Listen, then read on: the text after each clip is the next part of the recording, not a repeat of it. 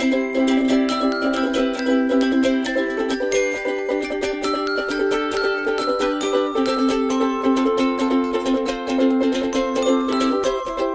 guys! So today I'm going to be doing a quick review of Neil Gaiman's Unnatural Creatures. So I got this on my Kindle, this was on my TBR, and I have finished it just in time for the end of November. So I'm just going to tell you a little bit about it. Basically it's a collection of different stories which are all written by different authors. One of them is by Neil Gaiman himself, but mostly they were authors I hadn't heard of before. However, just because I hadn't heard of them doesn't mean that some of them weren't really good. I really enjoyed some of them. Others were a bit boring, but with a collection of short stories you're always going to get a few that are a bit not up your street. I love the way that it's illustrated before every story because I think that makes it really more interesting and really gives a sense of the actual story. So there is an introduction which is written by Neil Gaiman himself. It's a really good little introduction, just gives you a bit of insight into his life and what he actually likes reading himself and why he chose to do this. So that's a really interesting little snippet at the front.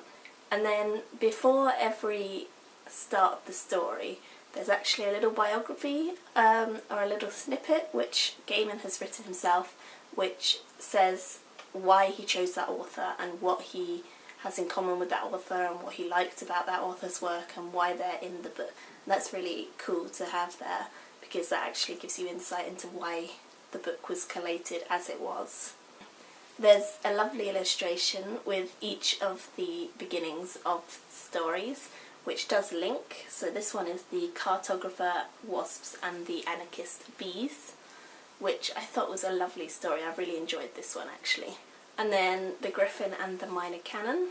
Again, this one has an illustration which links to the story and it's a lovely little story. I really enjoyed the first few stories actually. And the complete werewolf was one that I really enjoyed. This is probably the longest story in the book. It took about 40 minutes for me to read the whole thing, so it takes up a good majority of the book, whereas some of the stories are actually only 5-10 pages at most, so that's quite a contrast, but it's definitely worth it. I like this story, it went into some depth, and I love the way that stories are built up rather than just launching straight in, so for me this was a good one. But I did also enjoy the change of having shorter stories and short narratives which got to the action straight away, because usually I don't have that in the books that I read. And then Come Lady Death was another one I really enjoyed.